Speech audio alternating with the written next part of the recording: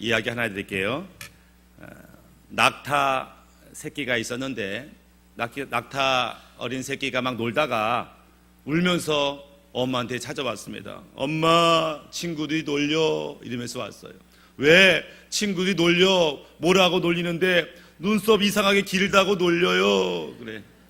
야, 그걸 왜 놀리냐? 그게 자랑거리야. 왜 이게 자랑거리야? 나만 긴데. 야, 하나님이 세찬 모래바람에도 눈 찔리지 말고 잘 살려고 눈썹을 길게 만든 거야. 그 자랑할 것이 울 일이 아니야. 그랬더니 얘가 아 그래? 기분 좋아가지고 알겠어. 그러면 놀러 나갔습니다. 한참 놀더니 또 징징거리며 와요. 엄마, 친구들 놀려. 왜 놀려? 발가락이 2개라고 놀려.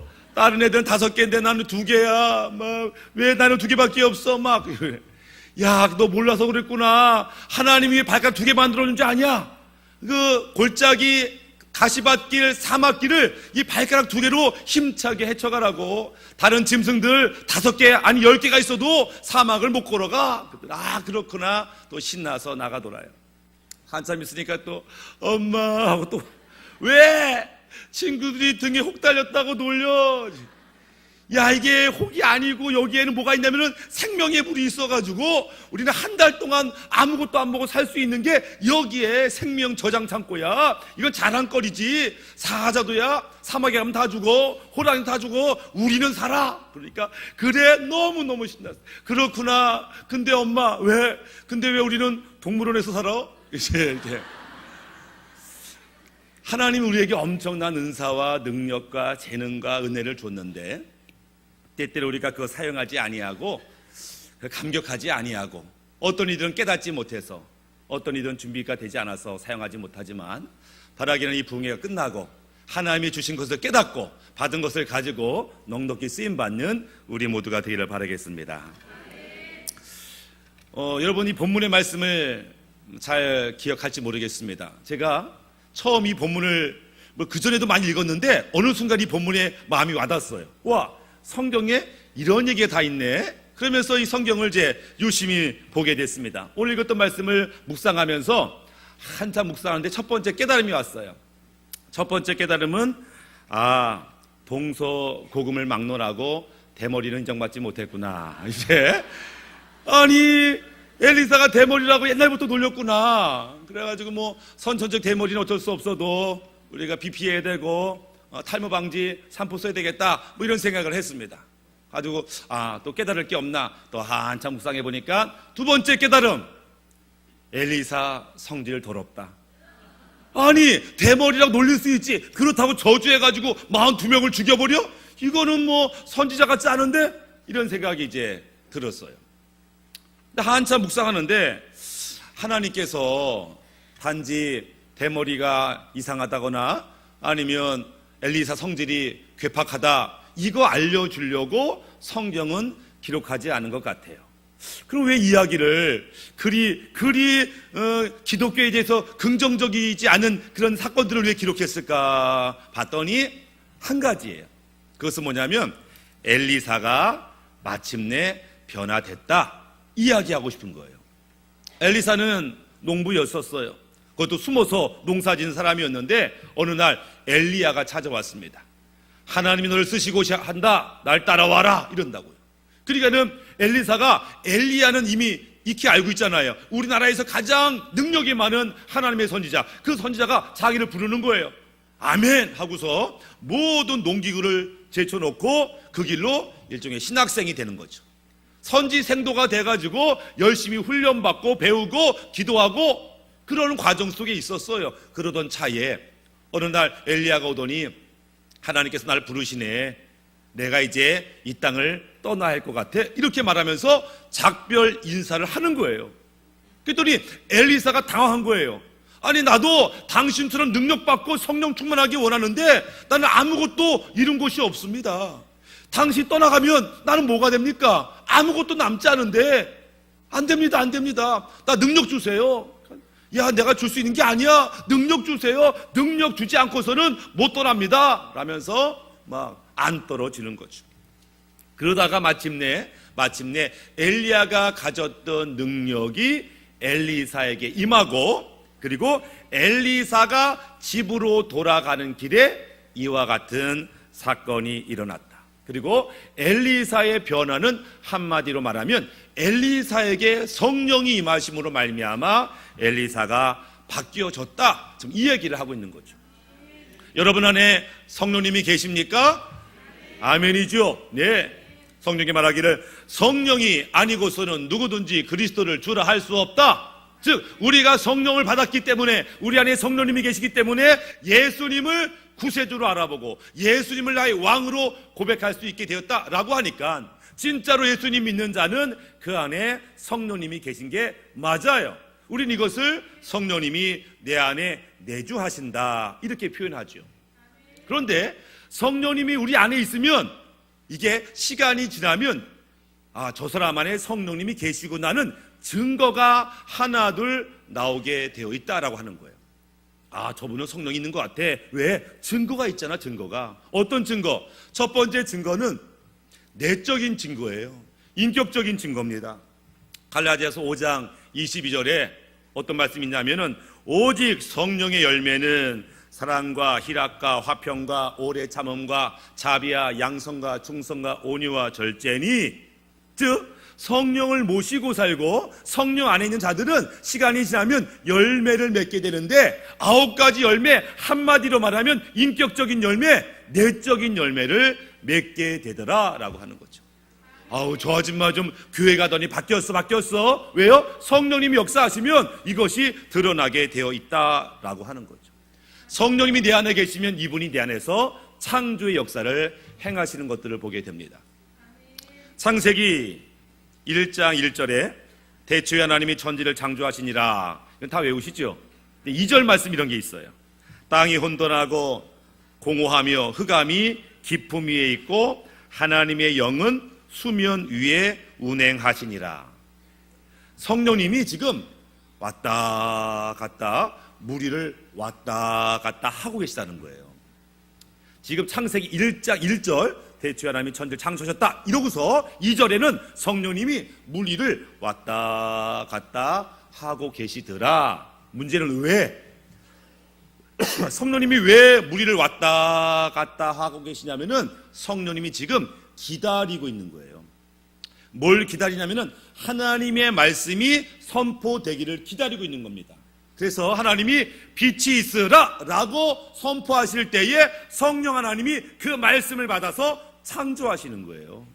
그래서 성령님은 기다리시면서 하나님 말씀이 선포될 때마다 창조하는 일을 성령님이 하셨어요.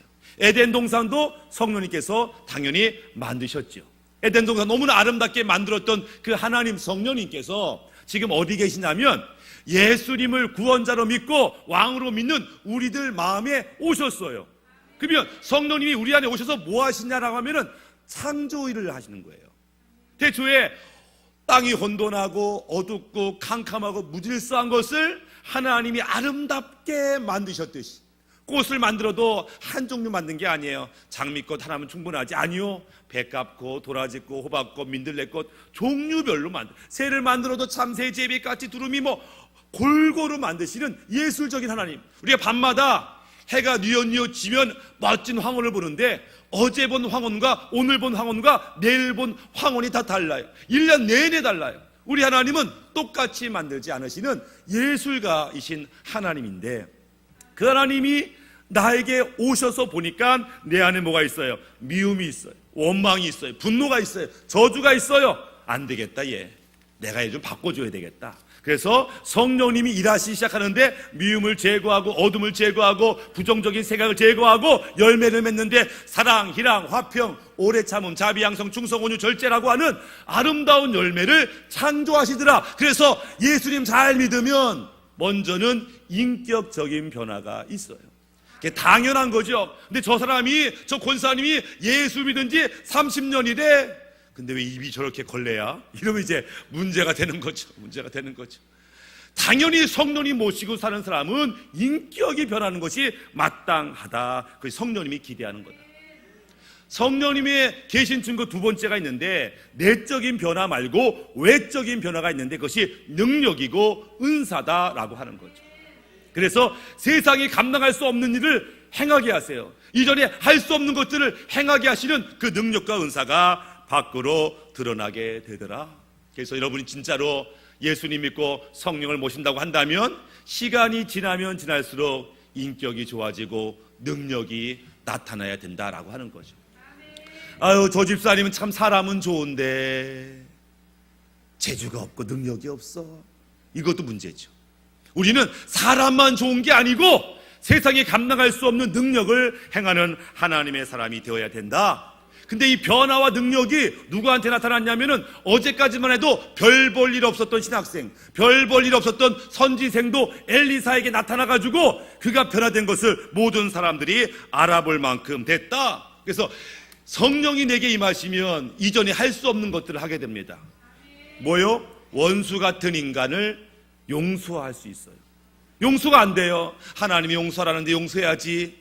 용서한 것 같은데 며칠이면 갑자기 화가 올라오고 분노가 나고 옛날 생각이 나고 용서할 수가 없어요.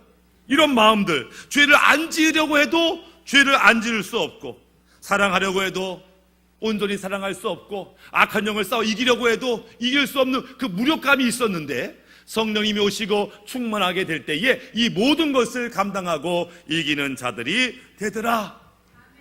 그래서 선언하기를 그런즉 누구든지 그리스도 안에 있으면 새로운 피조물이라 이전 것은 지나갔으니 보라 새 것이 되었도다. 그 인격도 새로워졌고 능력도 새로워지는 하나님의 사람이 되었다라고 하는 거죠. 신앙생활은 자기 열심으로 하는 거 아니에요.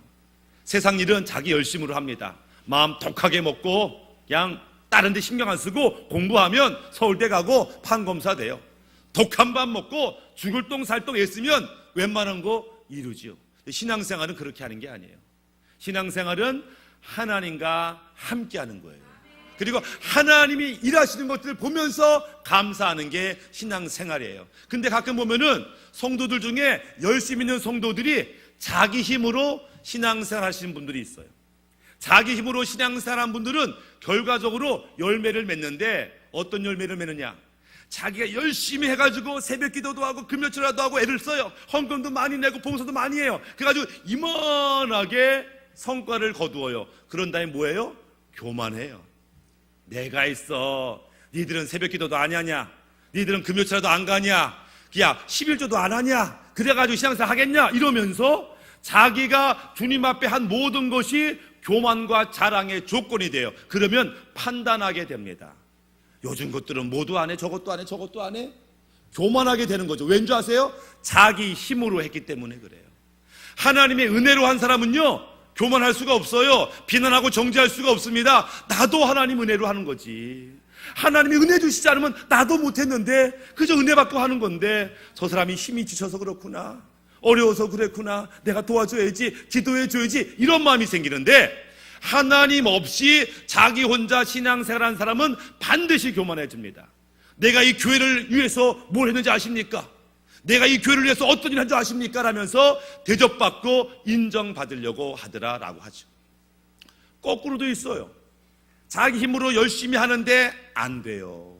어떤 힘은 자기 힘으로 기도도 하고 자기 힘으로 뭐 헌신도 하는데 이분은 안다는 거예요. 심의에 못 미쳐. 그럼 어떻게 해요? 이것도 못하고 저것도 못하고 열등감이 생겨요. 열등감이 생겨요. 자기 힘으로 하면 교만하게 되거나 열등감을 갖게 됩니다. 이 둘 다 하나님의 은혜로 한 것이 아니라 자기의 힘, 자기 생각, 자기 열심으로 했기 때문에 그래요. 신앙생활은 자기 혼자 하는 게 아니고 하나님과 함께 하는 것이고 하나님이 주신 능력으로 하는 겁니다. 그러면 이전에 불가능했던 것이 가능해져요.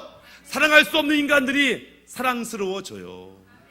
사랑스러워져요. 그것이 은혜지요. 요한복음 13장 34절에 이런 말씀이 있어요. 예수님이 새 계명을 너희에게 주노니 서로 사랑하라. 내가 너희를 사랑한 것 같이 너희도 서로 사랑하라. 너희가 서로 사랑하면 이로써 모든 사람이 너희가 내 제자인 줄 알리라. 이 말씀을 들을 때 어느 날 이 말씀을 묵상하는데 좀 이상하다. 이 말씀이 좀 이상해. 왜냐하면 야 얘들아 내가 너에게 새로운 계명을 줄게. 잘 들어. 이전에 없었던 새로운 계명을 줄게. 알겠습니다. 말씀하세요. 어떤 말씀입니까? 서로 사랑하라. 이러는 거예요. 이거 세 계명 같지 않은데 이거 바리새인도 알고 있고 이 구약에도 있는 말씀 같은데 세계명 같지 않은데 세계명이라고 말씀하시네. 왜 이게 세계명이지? 저 처음에 그러게 이 구약에도 사랑하라는 말 많이 나오는데 왜 이게 세계명일까 생각했어요. 깜깜이 보니까 이게 세계명이에요. 근데 이 사랑에 대한 오해가 있는 거죠. 사랑. 이 사랑이 구약에서 말하는 사랑과 달라요. 제가 얼마 전에 어디 서울에 갈 일이 있었는데 굉장히 날씬한 자매, 키가 한 170 됐나? 굉장히 젊은 자매가, 피부도 하얀 자매가 저한테 오더니 사랑한다고 하는 거예요. 사랑한다. 아마 제 외모에 반했나 봐. 하여튼 뭐 사랑한다고 하는데요, 제가 너무나 아름다운 매력적인 자매가 사랑한다고 하는데요, 제가요 심장이 안 뛰었어요. 기도 많이 해서 이 수양이 된 것 같아. 그 아름다운 자매가 사랑합니다 해도 내가 마음이 안 들렸어. 심장이 안 뛰었다니까. 그분이 만난 지 얼마 안 됐어요. 근데 이렇게 말하는 거예요. 고객님 사랑합니다 이러는데 심장이 안 뛰어요. 왠지 아세요? 진심이 아닌 걸 알았거든. 우리 교회 성도가 왜 나가시가 목사님 사랑한다고 해도 시험 안 받거든. 왜? 진심이 아니라는 것을 알아요. 세상의 사랑은요 진심이 아닌 사랑이 많아요. 선영아 사랑해 놀래 죽을 수 있어 이래도요 1년 지나면 딴 여자 만나고 있어요. 그렇다고 널 위해서 못할 게 없어 죽으면 죽으리라 이래도요 인간의 마음은 금방금방 바뀌어요. 근데 오늘 예수님께서 하신 말씀, 새 계명을 주는데 서로 사랑하라. 그러면서 뭐라고 말씀하냐면 내가 너희를 사랑한 것 같이. 사랑이 달라요. 그저 네 몸을 사랑하듯이 사랑하는 게 아니고 예수님이 우리를 사랑했던 그런 사랑을 하라는 거예요. 어떤 사랑? 기꺼이 하늘 영광을 버리고 이 땅에 오신 사랑, 기꺼이 고난을 감수하는 사랑, 기꺼이 죽기를 마다하지 않는 그 사랑을 우리에게 주시겠다고 말하는 거예요. 너희가 이전에는 이런 사랑 경험해 보지 못했지만 그 하나님의 사랑이 부어지면 너희도 그 사랑으로 사랑할 수 있다, 이렇게 말씀하고 있더라. 근데 이 사랑을 어떻게 하냐면 우리가 성령 충만하게 되면, 주님의 마음이 우리 안에 오게 되면 나한테 없었던 마음이에요. 나에게 내가 원래 그렇게 좋은 인간이 아니에요. 그럼에도 불구하고 저 영혼을 보면은 눈물이 나고 기도가 나오고 불쌍히 여기고 국률함이 생기는 것은 내 마음이 아니고 내 안에 계신 주님의 마음을 느끼게 되더라라고 하는 거죠. 그래서 우리가 성령 충만함에 대해서 굉장히 사모할 필요가 있어요. 우리가 사모해야 됩니다. 우리가 때때로 돈을 사모하고 승진을 사모하고 대학을 사모하고 사모하지만 특별히 성령 충만을 사모할 때에 하나님의 놀라운 역사가 있더라라고 하는 거죠. 누가복음 11장 13절에 너희가 악할지라도 좋은 것을 자식에게 줄 알거든 하물며 너희 천부께서 구하는 자에게 성령을 주시지 않겠느냐. 간구하는 자에게. 엘리사가요 엘리야를 따라다니면서 능력 주세요. 야, 내가 줄 수 있는 게 아니야. 능력 주세요. 그만 따라와라. 능력 주세요. 졸졸졸졸 따라다니면서 능력 받기를 그렇게 사모했고 마침내 얻었어요. 누가복음 18장 1절에 예수께서 그들에게 항상 기도하고 낭망하지 말아야 할 것을 비유로 말씀하여 이르되, 그러면서 불의한 재판장 이야기를 하죠. 너희가 기도하는데 이거 당장 응답되지 않았다고 낙심하지 마라. 그러면서 불의한 재판장 이야기를 들으면서 못된 인간이 있었어. 그 재판관이야. 돈 없고 백 없고 힘없는 과부가 부탁하는데 들어주겠냐? 콧방귀도 안 끼지. 근데 이 여자가 매일같이 귀찮게 하네. 이 재판관이 원래 못된 인간이지만 하도 귀찮게 하니까 그 여자의 소원을 들어줬어. 못된 인간도 그렇게 부르짖고 도와달라고 하면 도와주는데 하물며 사랑 많으신 하나님께 너희가 기도하고 간구하면 그 기도를 무시하겠냐? 반드시 응답된다. 물론 너희가 기대하는 시간은 아닐 수 있어. 너희가 기대하는 방법은 아닐 수 있지는 몰라도 하나님은 반드시 응답한다. 이렇게 말씀하더라라고 하는 거죠. 신앙생활은 정말 열정을 가지고 사모하는 마음을 가지고 하는 자들, 그래서 어떻든지 하나님의 은혜를 받겠다고, 어떻든지 성령 받겠다고 부르짖는 자들에게 하나님의 놀라운 은혜가 임하는 거죠.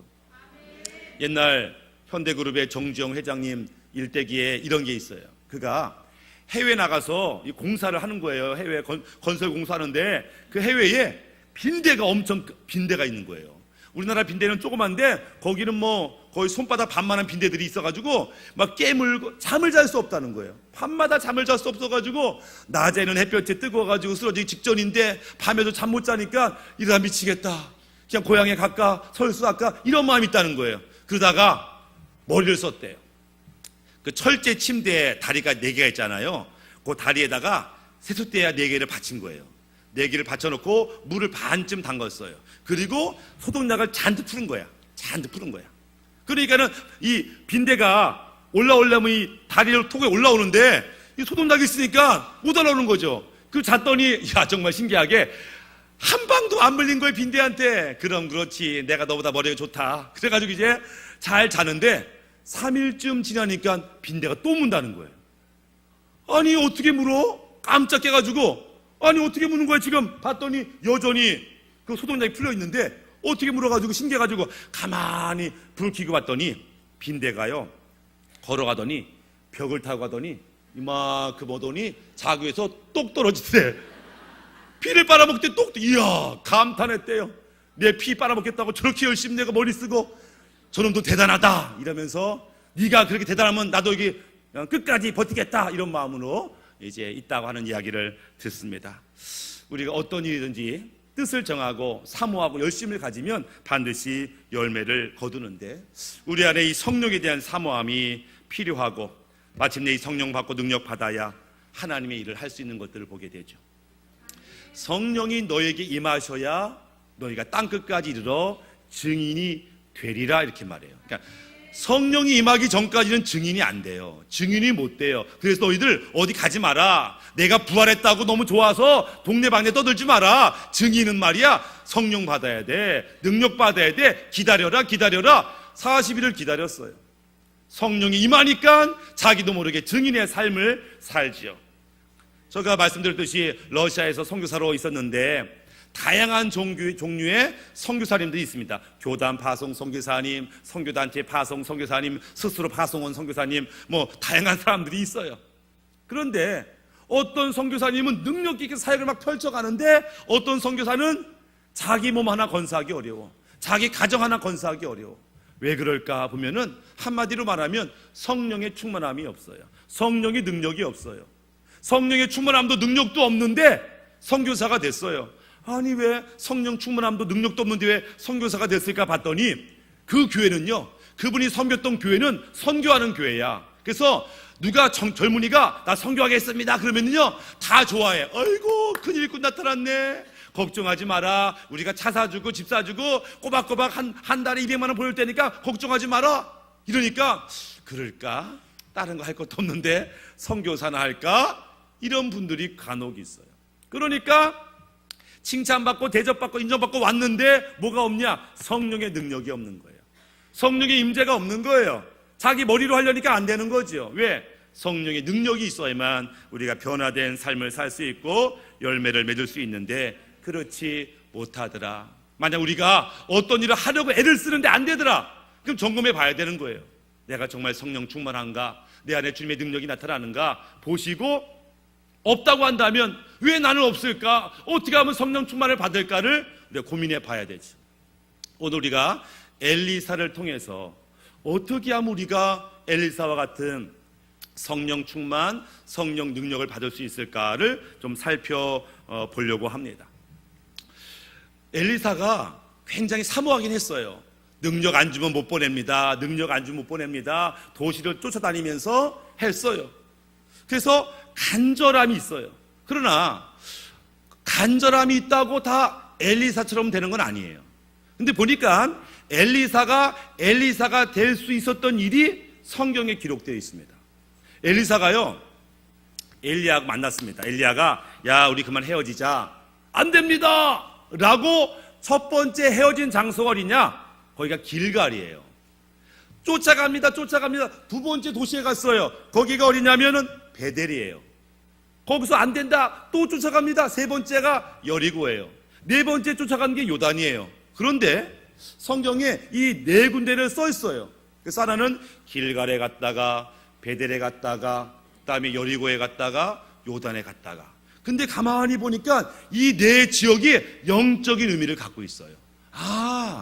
그래서 깨달았습니다. 성령의 은사와 능력을 받으려면 이 네 단계를 거쳐야 되는구나. 이 네 도시가 사실은 성령 받는 단계구나. 이것을 깨닫게 됐습니다. 첫 번째는 뭐냐면은 길갈입니다. 길갈에 가야 되는 거예요. 길갈이 뭐냐면 이스라엘 백성이 출애굽한 다음에 40년 광야 생활을 마치고 이제 가나안 땅에 들어가기 직전이에요. 직전에 모세가 말합니다. 우리가 지난 40년 동안 광야에서 사느라고 제대로 유월절도 못 지키고 제대로 할례도 못 받았다. 우리가 애굽에 살 때는 하다못해 할례를 행했는데 이 광야 언제 움직일지 모르니까, 언제 구름기둥, 불기둥이 움직일지 모르니까 할례를 받을 수 없었는데 이제 가나안 들어가기 직전이니까 우리가 할례 받자. 그래서 길갈에서 모든 남자들이 할례를 받습니다. 할례를 받는다는 것은 모든 더러움을 끊어낸다는 거예요. 모든 죄악을 끊어낸다는 거예요. 우리의 잘못된 습관, 고집들을 끊어낸다는 것입니다. 우리가 성령 충만을 받는 첫 번째 과정은 뭐냐면 끊어내는 거예요. 죄를 끊어내고, 고집을 끊어내고, 못된 습관을 끊어내고, 그만해야지 하면서 하지 못했던 모든 것들을 끊어내는, 그래서 세상과 나를 구별시키는 작업이 먼저 필요한 거죠. 우리가 오늘 새벽에도 반드시 믿음의 앞에는 회개가 있어야 하듯이 우리가 하나님의 성령 받기에 앞서서 우리는 죄를 가지고 세상의 습관을 가지고 살 수는 없다. 끊어내는 과정이 바로 길갈의 과정이죠. 그래서 결단하고 깨끗한 마음으로 하나님의 나라 들어가겠다라고 하는 거죠. 두 번째 이동 장소가 있는데 베델이라는 곳에 갑니다. 베델이 등장한 것은 야곱이 이제 형한테 팥죽으로 장독을 뺏은 다음에 형이 화가 나가지고 이놈들 죽여버려야지 이러니까 무서워가지고 삼촌네로 도망가다가 베델에서 피곤하니까 돌베개를 베고 잠을 자다가 천사가 오르락 내리락. 이게 중요해요. 내리락 오르락이 아니고 오르락 내리락이 중요한데 먼저 올라갔다 내려갔다. 원래 천사가 하늘에 있잖아요. 그러면 내려갔다 올라갔다 이래야 되는데 성경은 오르락 내리락. 그게 뭐냐면은 이미 천사와 천군들이 자기가 있는, 자기 눈에는 아무것도 없는 허벌판에 사실은 하나님이 함께 계시고 사실은 천군 천사의 보호 아래 자기가 있음을 깨달은 거예요. 여기가 베델이구나, 여기가 하나님의 집이구나, 여기가 천국의 문이구나를 발견했어요. 쉽게 말하면 우리 눈에 볼 때는 우리 집에는 뭐 영적인 것이 없는 것 같아. 우리 사업장에는 영적인 것이 아무것도 없는 것 같아. 아니요. 우리가 머무는 곳에 하나님이 계시고 천사가 있고 영적인 세계가 펼쳐지는데 그것을 느낀다는 거예요. 하나님의 임재를 아냐는 거예요. 하나님 인도하심을 알 수 있냐는 거예요. 그 임재의식을 가지고 있어야 돼요. 그래서 하나님이 나와 함께한다, 내게 말씀하고 계셔. 내가 비록 지금까지는 못 느꼈지만 사실 나는 하나님과 함께 있었고 끊임없이 하나님은 나에게 말씀하셨다는 것을 알게 되는 것, 그게 베델이라고 하는 거죠. 하나님이 우리 집에 계셨어, 하나님이 우리 사업장에 계셨어를 느껴야 되는데 이게 처음에는 잘 느끼기가 어려워요. 근데 하나님이 가끔 신호를 보냅니다. 하나님 음성 듣기 원합니다. 음성이 안 들려. 주님을 느끼기 원합니다. 안 느껴져. 근데 하나님이 어떤 데 신호를 보내셔. 이런 경우에요. 집에 가려고 아파트 엘리베이터 딱 탔는데 애기 엄마가 애기를 안고 있네. 딱 타는 순간 갑자기 마음에 어떤 감동이 오냐면 전도해야지, 이런 마음이 드는 거예요. 근데 이게 성령의 마음이에요. 내 마음은 모른 척 하는 거지. 내 마음은 그냥 뭐 9층 10층 이거 보면서 가는 건데 갑자기 내 마음이 아닌 전도해야지, 초청해야지, 이럴 때 요 순간이 중요한데 이때 창피해요, 못해요, 이런 경우가 있고, 그럴까? 한번 해볼까? 저 세대 몇 층 살아요? 이러면서 나 사실 교회 다니는데 우리 교회 너무너무 좋아, 우리 임병서 못생긴 잘생겼어, 있는 말 없는 말 해가면서 이렇게 선의의 거짓말이란 거 있잖아요. 선의의 거짓말.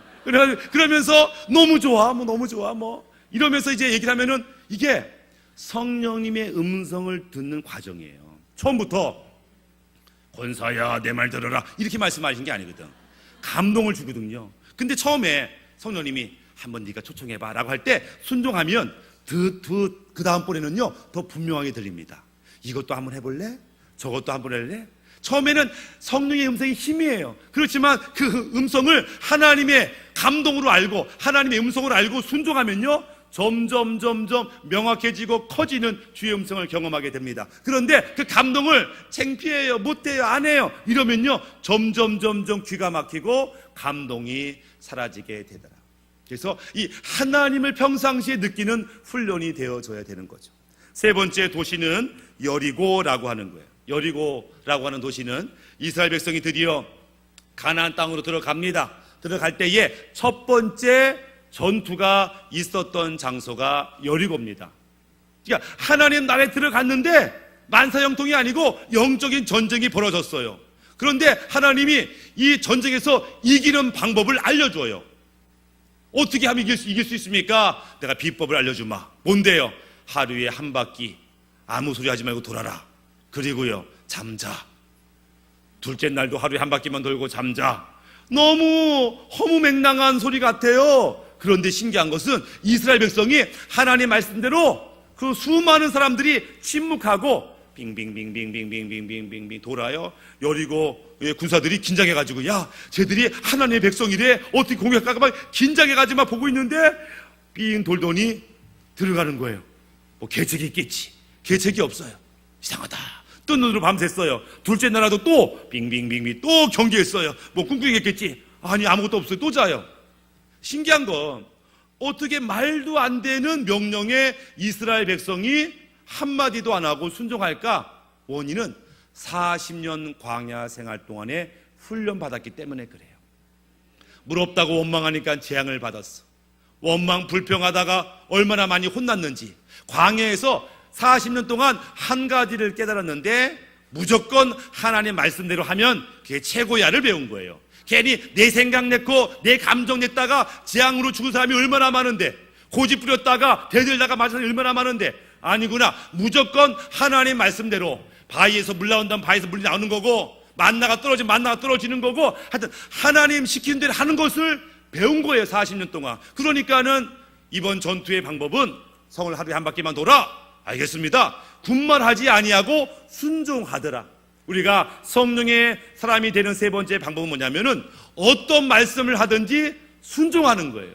근데 사람들이 순종을요 자기가 한번 걸러요.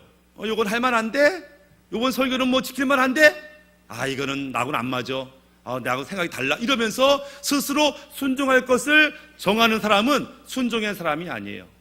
내 뜻에 맞든지 내 감정에 맞든지 관계없이 하나님의 뜻이라고 하면 순종하겠습니다. 손해 볼지라도 순종하겠습니다. 미쳤다고 소리 들어도 순종하겠습니다. 그런 자에게 하나님의 역사가 일어나요.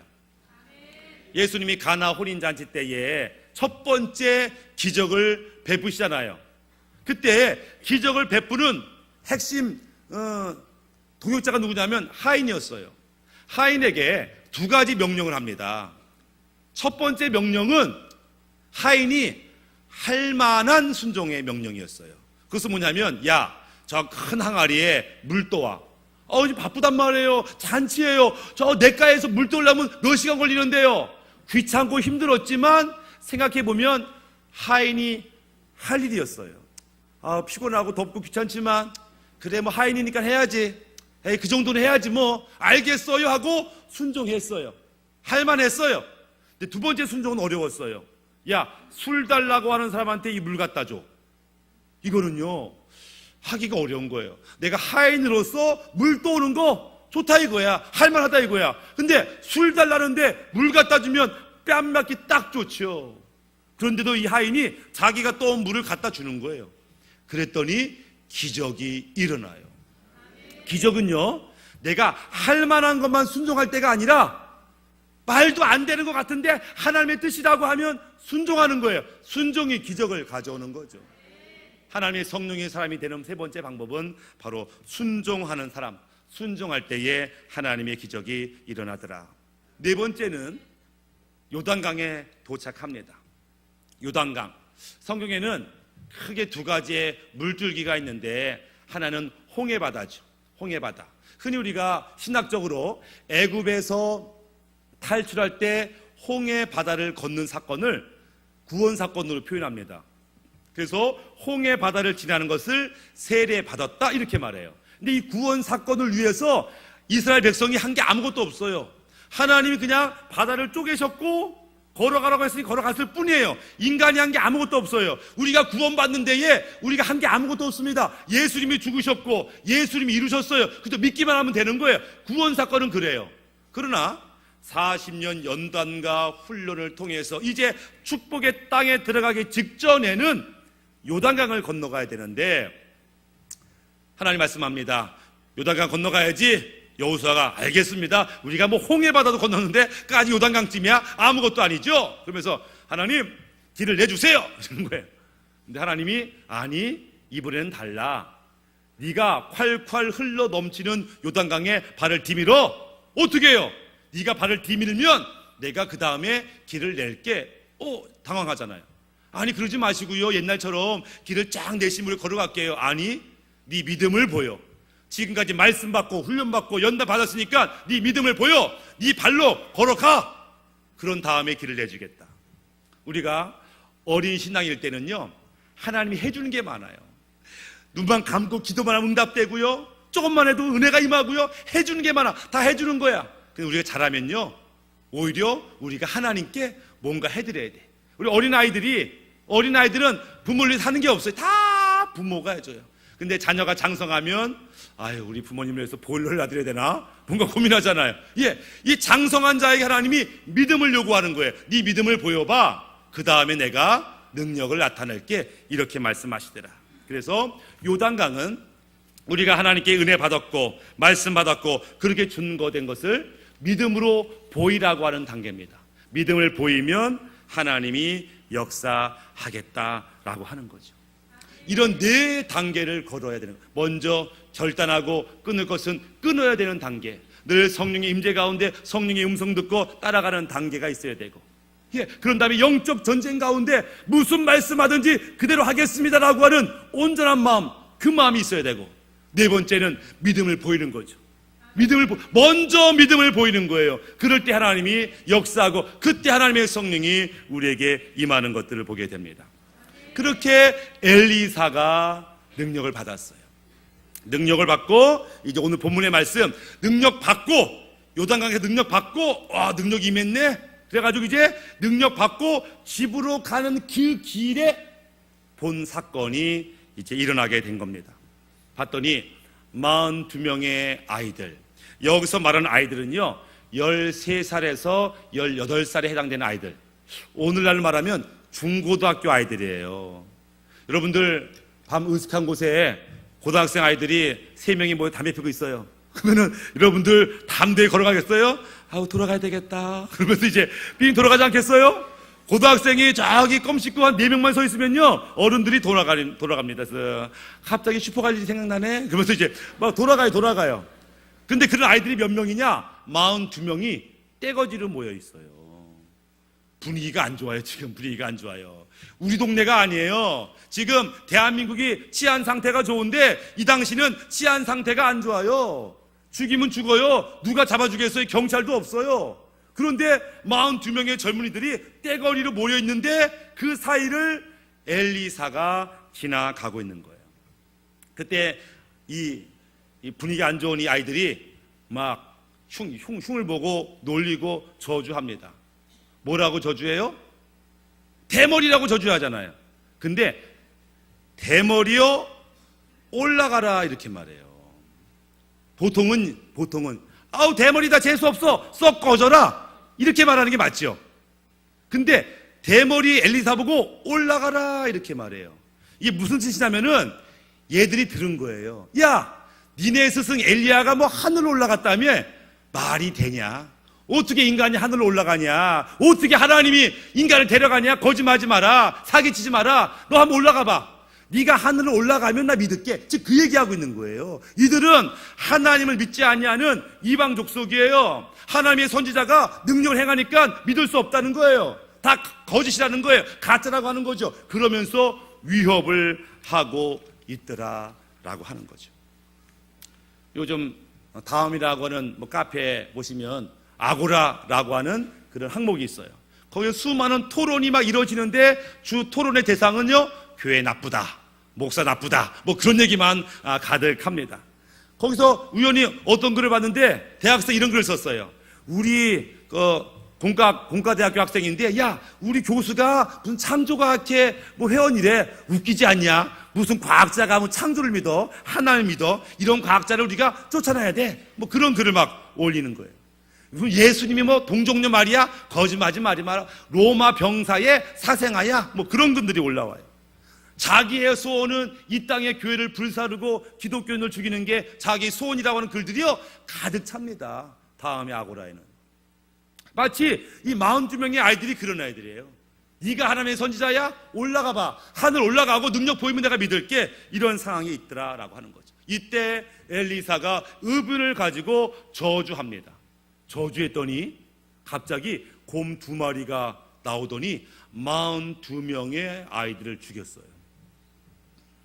끔찍한 일이지만 제가 봤을 때 엘리사도 설마 자기가 저주했다고 42명의 아이가 죽을 줄은 몰랐을 거예요. 아니, 만약 그 전에 대머리였으면 뭐 대머리하고 지금만 놀렸겠어요? 예전에 누구 놀렸겠지.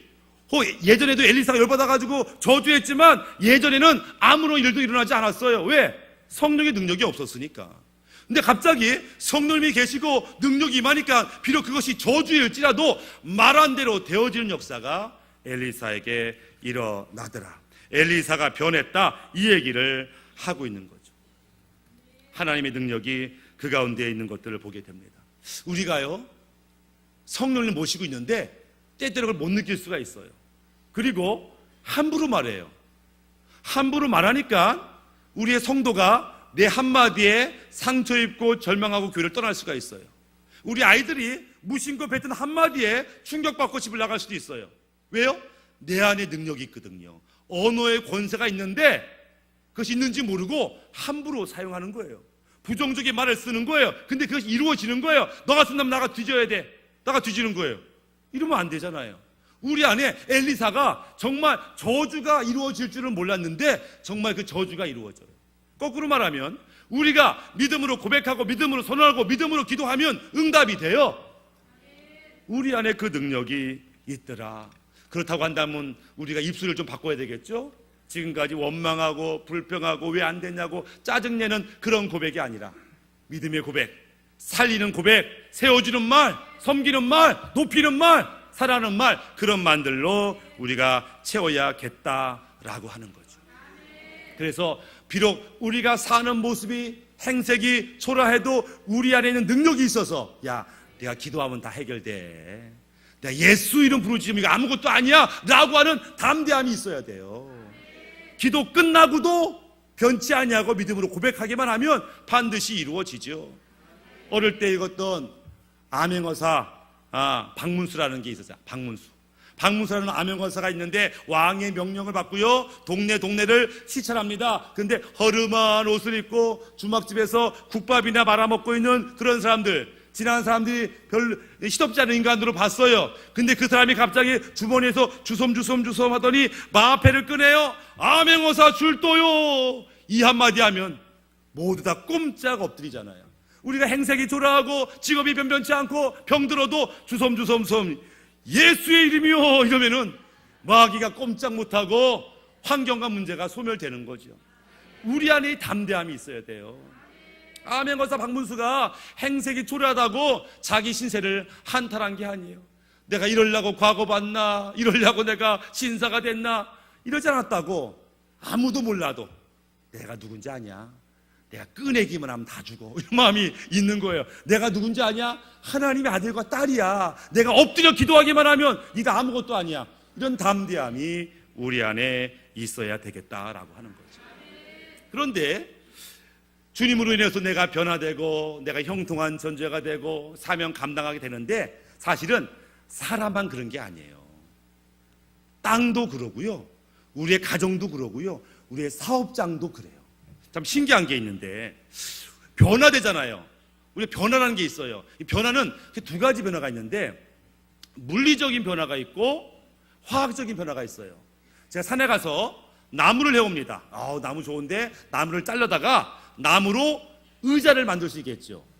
얘는 나무였는데 의자가 됐어. 변했죠. 변했지만 얘는 물리적인 변화야. 기본적인 성격은 안 변했어요. 물리적인 변화. 근데 화학적인 변화가 있어요. 독소가 있는 염소라고 하는 독소와 독소가 있는 나트륨이라는 독소를 섞었더니 뭐가 돼요? 염화 나트륨이라고 하는 몸에 좋은 소금이 되더라. 이거는 화학적인 변화예요.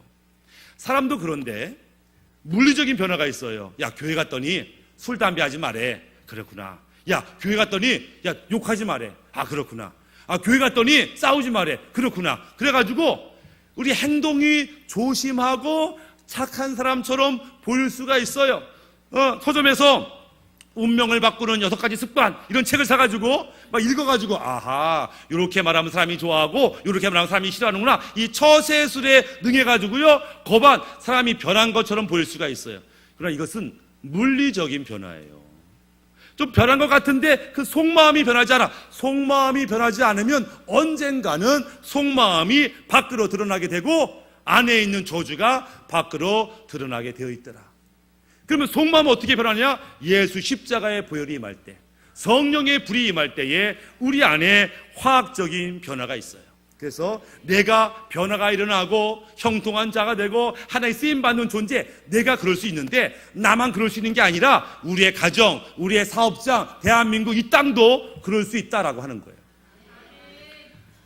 피터 와그너라고 하는 박사님이 계셨어요. 풀러라고 하는 신학교에서 이 선교학을 가리키는 박사님이셨는데 여름에 야, 우리 단기 선교 가자. 그래서 대학생들, 대학원생들을 모집했어요. 그러니까 많은 젊은이들이 알겠습니다. 단기 선교 가겠습니다. 어디로 가나요? 저 미국이랑 멕시코 국경지대로 가자. 이렇게 됐어요. 뭐 지금이야 뭐 트럼프 대통령이 그 장벽을 세운다고 뭐 이렇게 말하지만 그전에는 장벽이 없었어요. 도로 하나로 여기는 멕시코, 여기는 미국이었어요. 도로 하나로. 그러니까 멕시코 사람이 막 넘어오는 거죠. 이렇게 막 넘어와요. 넘어와서 불법으로 돈 벌고 얼른 도망가고 이런 일이 벌어지는 거죠. 세금 안 내고 세금 낼 때 도망가고 이러니까 트럼프 열받아가지고 야, 세금 내야지, 비자 받아야지 장벽을 세우는 거잖아요. 어쨌거나 그 당시에는 장벽이 없어서 도로 하나로 멕시코, 미국이 나뉘었던 시대인데 이 지역으로 이제 단기 선교를 온 거예요. 그래가지고 먼저 미국 쪽 지역 가가지고 전도를 열심히 했어요. 그랬더니 많은 사람이 수고한다고 하고 예수 믿겠다고 하고 다시 믿음을 회복하겠다고 아주 열매가 좋아가지고 너무너무 즐거운 시간을 보냈어요. 야, 감사하다. 우리가 단기 선교한 보람이 있다. 그러고 그 다음날 이제 멕시코를 갔는데 멕시코 사람들이 그러니까 미국에서 일하는 멕시코 사람들이 굉장히 친절하거든요. 그러니까는 멕시코 사람들 친절하니까 내일도 좋은 열매가 있을 거야. 갔는데 분위기가 싸한 거예요. 막 화내고 거부하고 거절하고 욕하고 막 한 명도 열매를 얻지 못하고 막 돌아온 거예요. 야, 뭐냐 이거? 야, 우리가 생각했던 그런 반응이 아닌데 어떻게 하면 좋냐? 그래가지고 어떻게 하면 좋을까 막 고민하다가 누가 제안한 거예요. 우리 그러지 말고 내일은 멕시코 우리 전도할 마을을 미리 가가지고 땅 밟기라고 하잖아. 이렇게 줄 서가지고 다니면서 그 도시를 위해서 기도하자. 한번 쭉 기도해보자. 그래가지고 사람들이 줄 서가지고 전도할 마을을 미리 다니면서 하나님 이곳에 우리가 전도하려고 하는데 도와주세요. 은혜 주세요라고 이제 기도 행진을 한 거예요. 그리고 나서 오후에 전도했더니 뜻밖에도 많은 사람들이 예수 믿고 회개하고 영접하는 일이 벌어진 거죠. 그러면서 이제 평가를 하는 거예요. 야, 신기하다. 같은 멕시코 마을인데 우리가 기도하지 않고 갔을 때는 그렇게 냉랭하고 차갑더니만 우리가 기도하고 가니까 반응이 다르지 않냐? 야, 이거 어떤 원리가 있는 거 아니야? 이러면서 우리 또 한 번 해보자. 그래가지고 어떤 지역을 기도 안 하고 갔어요. 반응이 냉랭하고 분위기가 안 좋아요. 이상하다. 야, 기도하고 가자. 기도하고 하니까 너무너무 열매가 많은 거예요. 야, 이상하다. 이 사람만 회개하고 성령 받고 영접하고 이러면 심령이 변하지만 땅도 그렇구나 라는 생각을 하게 된 거예요. 이게 하나님이 기뻐하는 땅이 있구나, 축복의 땅이 있구나. 하나님이 아브라함을 선택하셔서 내가 너를 통해서 큰 민족 만들 거야 라고 아브라함을 선택하셔서 그냥 그 마을에서 그냥 큰 민족 이루면 되는데 굳이 아브라함 불러다가 멀리 800km 떨어진 가나안까지 가라고 한 이유는 하나님의 축복의 땅이 예비되어 있기 때문에 그렇다는 거예요. 축복의 땅이 따로 있어요. 물론 저주의 땅도 십자가의 보혈로 우리의 기도를 얼마든지 축복의 땅으로 만들 수 있지만 땅이 달라요. 땅이 달라. 그래서 땅이 다르구나. 근데 이 땅을 변화시키는 것도 하나님의 역사구나. 성령이 임하시면 땅이 변화되는구나. 이런 것들 느끼는 거죠. 예수님의 비유 중에 씨 뿌리는 비유가 있습니다. 농부가 동일한 씨를 뿌려요. 똑같은 씨를 똑같은 곳에 똑같은 날 뿌리는데 어떤 데 열매가 많고 어떤 데는 막 자라고 어떤 게는 전혀 없더라. 말씀이 똑같아요. 이제 제가 설교가 똑같은데 어떤 사람은 은혜 받아. 와, 오늘 말씀 너무 좋다. 은혜 받는 사람이 있고 뭔 말인지 모르겠어. 졸려워. 소리만 지르고 이래가지고 이제 은혜 못 받고 가는 사람이 있는 거죠. 어떤 차이예요? 마음밭의 차이죠. 옥토와 같은 마음이 있을 때 아멘으로 받고 그것이 열매로 드러나지만 굳은 마음, 딱딱한 마음, 완악한 마음, 자기 생각을 충만한 사람은 생명의 말씀이 떨어져도 아무런 변화가 일어나지 않더라. 근데 내 속에 있는 마음밭이 아니라 그런 땅이 있어요. 그렇다고 한다면 우리가 머물고 있는 우리 가정, 우리 사업장은 어떤 땅인가? 축복의 땅인가? 형통의 땅인가? 하나님이 보증하시는 땅인가? 그렇지 않은가를 좀 한 번쯤은 점검해 봐야 돼요. 우리가 어저께 살펴봤지만 예수님이 능력을 행하기 시작했어요. 그리고 능력을 가지고 나사렛 고향에 왔어요. 이제 사람들이 예수를 거부했어요. 필요 없습니다. 다 당신 안 믿어요. 예수님이 고향에서는 능력을 행하실 수가 없었다 이렇게 말해요. 그리고 어디로 가시냐? 여기 나사렛에서는 아무 능력을 행하지 않고 옆에 마을을 갔는데 옆에 마을이 가버나움이에요. 가버나움에 갔더니요, 사람들이 사모하는 마음이 얼마나 많은지. 말만 하면 기적이 나타나고 사모하는 사람들의 기적이 너무너무 많이 나. 그래서 이스라엘 땅 가운데 가장 기적이 많이 일어난 땅이 가버나움이에요. 근데 이 가버나움이 나사렛과요 붙어 있어요. 거의 같은 동네예요. 지금도 성지순례 가면은 가버나움 마을 입구에 뭐라고 써 있냐면 타운 오브 지저스, 예수님의 마을이다 이렇게 써 있어요. 오히려 나사렛이 예수의 마을 같은데 아니요, 오히려 가버나움이 예수님의 마을이라고 하는 거예요. 왜? 예수님에 대해서 마음을 열고 예수님을 받아들였기 때문에. 그래서 그 땅이 달라요. 수많은 기적들이 그 가버나움에서 일어나는 것들을 보게 됩니다. 그렇다고 하면 동일한 말씀이 역사를 하는데 우리 가정, 우리 사업타에 이 축복이 있는 것인가를 좀 볼 필요가 있어요. 그리고 가능하면 우리의 집, 우리의 사업장이 축복의 땅이 되도록 우리가 영적인 작업을 할 필요가 있습니다. 영적인 작업을 할 필요가 있어요. 어떻게 해요? 그 가운데 십자가의 보혈이 임하고 하나님의 말씀이 임하고 성령의 불이 임하면 안 좋은 땅이라도 변화가 되는 거죠. 예, 그러면 그 땅이 축복의 땅이 되는 거예요. 축복의 땅이 되어야만 비로소 놀라운 축복이 있는 거예요. 하나님이 이스라엘 백성을 구원하셨지만 너는 나의 백성이 됐어. 이제 축복이 시작됐어. 그러나 진짜 축복은 너희가 가나안 땅에 들어가야 돼. 왜? 하나님이 예비해 놓은 땅이니까. 알겠습니다. 우리가 진짜 축복을 받기 위해서는 가나안 땅에 들어가야 한다고요? 알겠습니다. 그리고 40년 만에 가나안 땅에 들어가는데 하나님이 이렇게 말씀하는 거예요. 너희가 이제 가나안 땅에 들어갈 터인데 이 땅이 축복의 땅임이 확실하긴 한데 축복의 지금 땅 위에 축복되지 않은 것들이 가득 타다.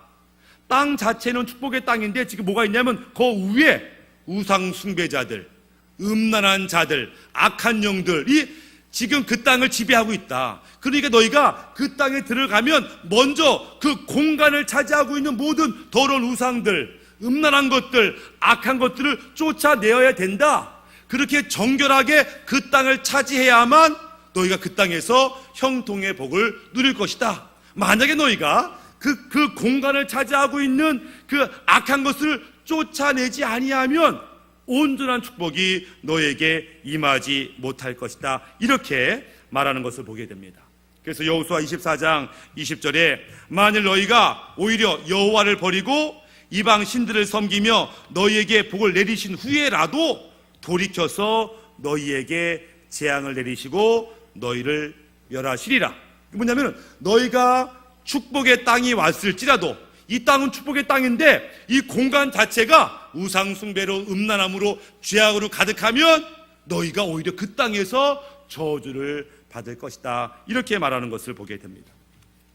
우리는 한번 우리의 가정을 생각해 봐야 돼요. 우리 집, 우리 가정, 우리 사업단은 축복의 땅인가? 아 그래, 우리는 집안 대대로 믿는 집안이었고 가정 예배 드리고 늘 집안에서 성경도 읽고 찬송도 부르는 우리 집은 축복의 땅이지. 그럴 수 있어요. 그래서 우리 가정에서 기도할 때 하나님 응답이 빨라. 우리 사업터에서 부르짖어 기도할 때 하나님 역사가 빨라. 그런 집이 있는가 하면 교회에서는 은혜 받는데 집에만 가면 은혜를 다 쏟아버리는 그런 집안이 있어요. 은혜 많이 받다가 집에만 가면 남편과 싸워, 자식과 싸워, 은혜를 다 쏟아버려요. 왜냐하면 그 축복이 거기 가운데 머물 수가 없는 거예요. 보세요. 예수님이 자기 고향에서 30년을 살았다고.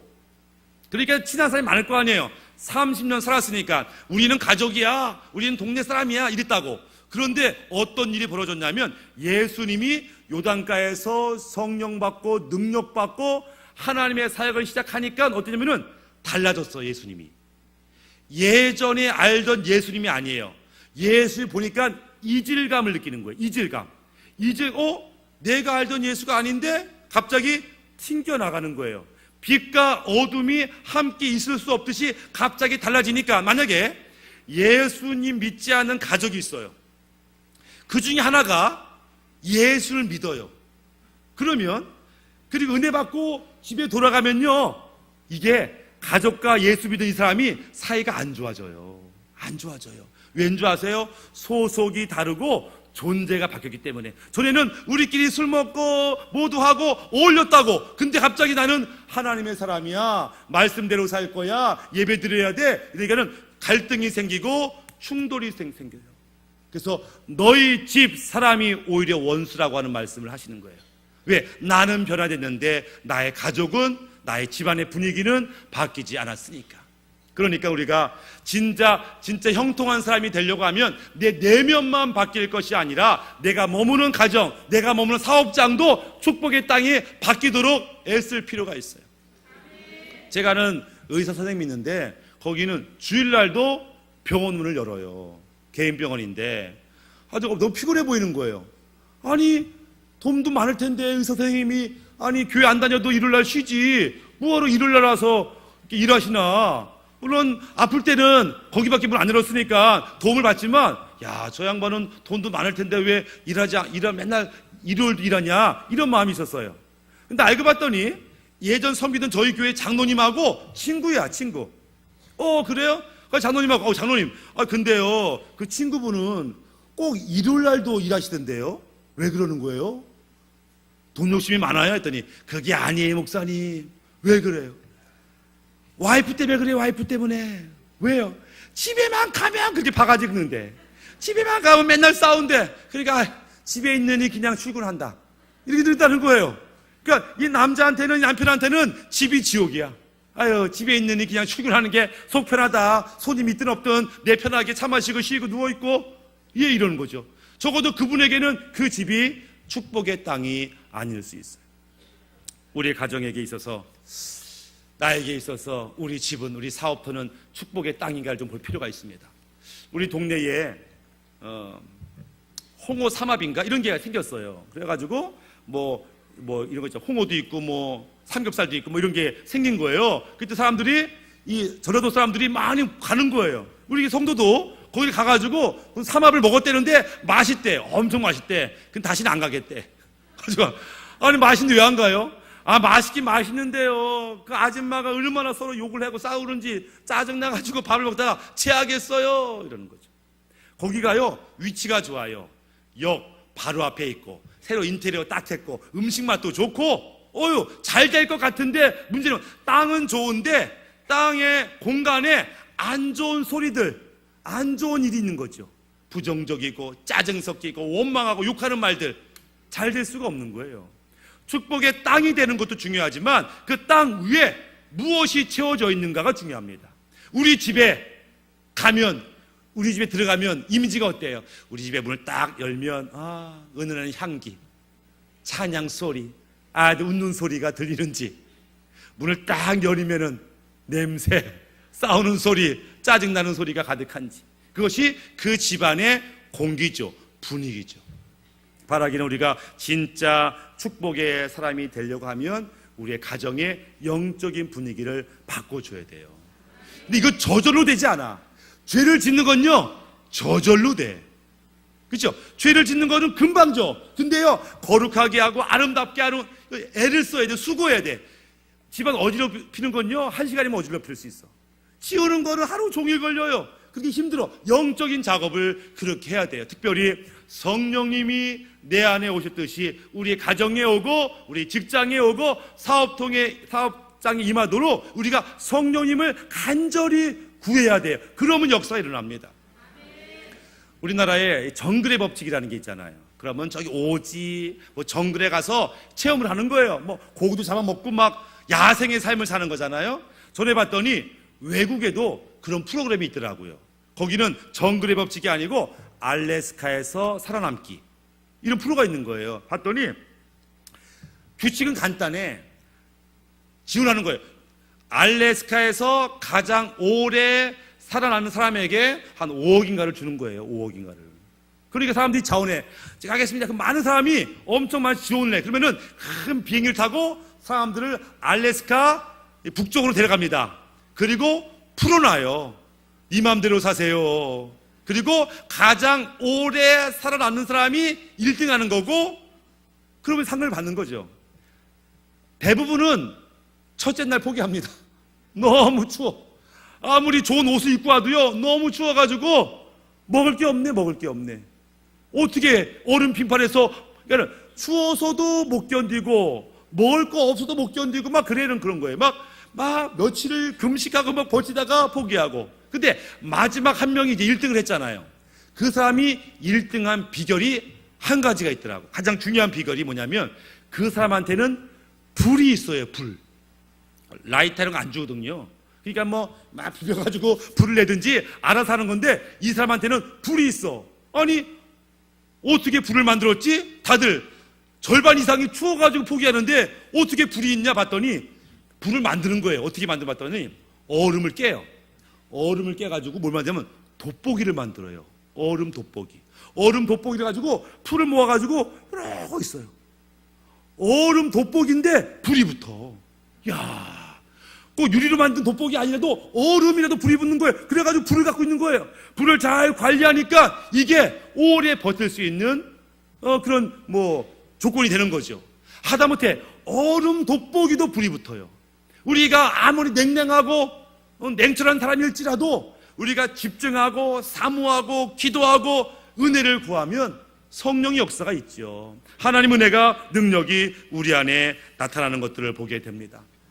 바라기는 우리가 이 성령의 역사가 좀 우리 가운데 나타났으면 좋겠고, 그래서 우리가 이 정말 성령님 안에 계심으로 말미암아 우리가 인격적인 변화, 저 사람 바뀌었어, 말이 달라졌어, 눈빛이 달라졌어, 인격적인 변화뿐만 아니라 저분은 기도하면 응답받아, 저분이 하나님께 엎드리면 해결받아 라고 하는 능력을 우리가 받아야겠다라고 하는 거죠.